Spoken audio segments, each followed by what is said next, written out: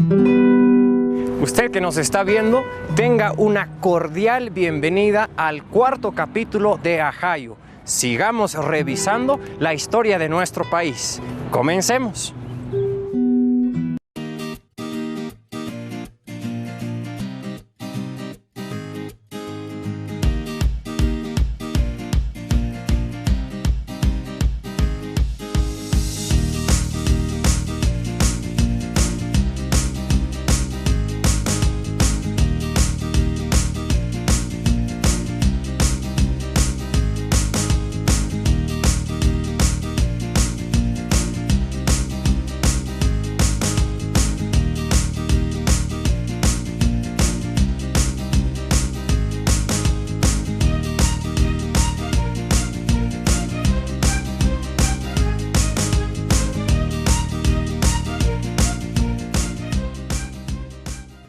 Charcas comenzó el siglo XIX sumida en una larga depresión que impactó profundamente en sus poblaciones urbanas y en su economía basada en la exportación de minerales. También la producción agrícola tuvo que enfrentar una grave crisis en esta primera década.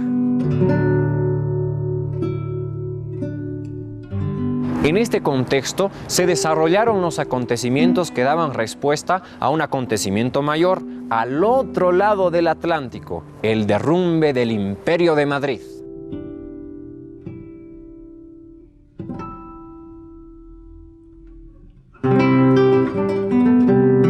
A fines de 1806 y durante todo el año de 1807, los ejércitos de Napoleón Bonaparte fueron invadiendo lentamente a España, acabando por forzar la abdicación de la monarquía borbónica.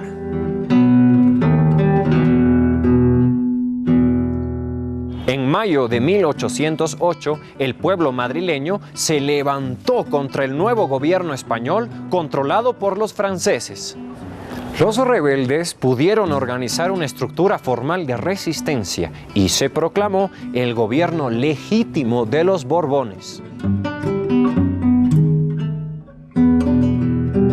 Cuando se produjo la invasión de Napoleón a España en 1808, España estaba viviendo una fase de crisis económica, política y moral. Por tanto, la invasión aparentemente era fácil, puesto que el emperador creía que se trataba de una nación destruida, destrozada, y que era fácil conquistarla. Pero a la invasión hubo dos clases de respuesta dentro de España. Por una parte, un sector que se adhirió, diríamos, a la conquista napoleónica y que en esa época los llamaron los serviles, que se acomodaron a las circunstancias sin ninguna resistencia. Pero en el fondo estaba la presencia del pueblo, la presencia popular en muchos de sus estratos, por no decir en todos, de tal modo que surgió lo inesperado.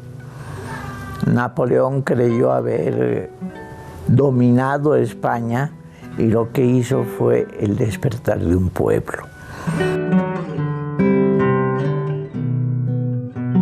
En 1808, los movimientos independientes de Estados Unidos y Haití, antiguas colonias, provocaron un profundo cambio en el pensamiento social que comenzaba a cuestionar la dependencia colonial que se vivía en el continente americano.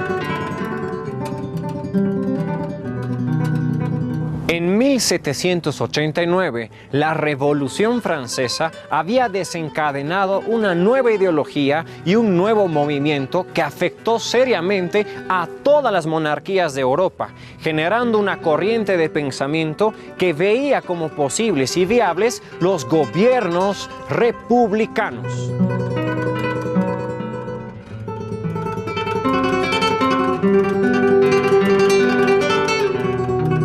A la nueva monarquía de Napoleón Bonaparte en Madrid, ahora se le añadía un gobierno de la Junta, que gobernaba en nombre del abdicado Fernando VII.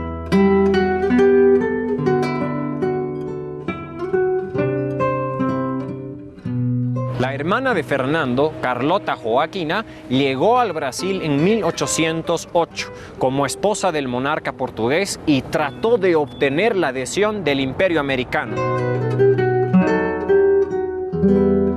La llegada de las preocupantes noticias de España difundió lentamente un ambiente de crisis e indecisión por todas las Américas durante los meses de junio, agosto, septiembre de 1808. De este modo comenzaron a suceder muchos hechos, especialmente en Charcas, durante ese año y en 1809. Esta región se convertiría en la primera zona de Hispanoamérica que fue gravemente perturbada por los conflictos que se presentaban en la corona española. Pero también sería el primer centro de un movimiento independiente en América del Sur.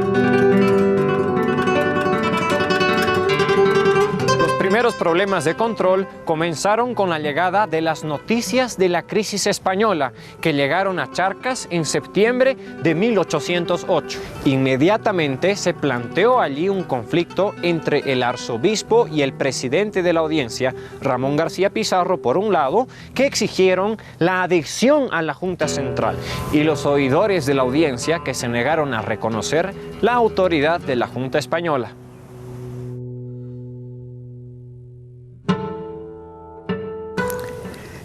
La resistencia contra la invasión napoleónica despertó una solidaridad muy grande, no solamente dentro de España, sino también en América. Muchos de los que estaban trabajando ya a favor de un cambio en el continente consideraron que la defensa del legítimo rey, como se decía, era un paso dentro de la revolución. Y así lo dijo, por ejemplo, Bolívar, cuando a esas noticias instó a sus amigos, a las autoridades españolas, a que apoyaran al rey. Esto se explica porque cuando existe como dominante un régimen monárquico, por lo general las revoluciones se hacen destronando y entronizando reyes. O sea, no es una cuestión, como han dicho los historiadores, de un disfraz que habían adoptado los independientes para ir avanzando dentro de sus... Rápidamente aumentaron las tensiones y a fines de mayo el presidente de la audiencia, León y Pizarro, fue capturado por los oidores independientes, quienes a su vez temían que el presidente hiciera lo mismo con ellos, obligándolo a salir de la ciudad.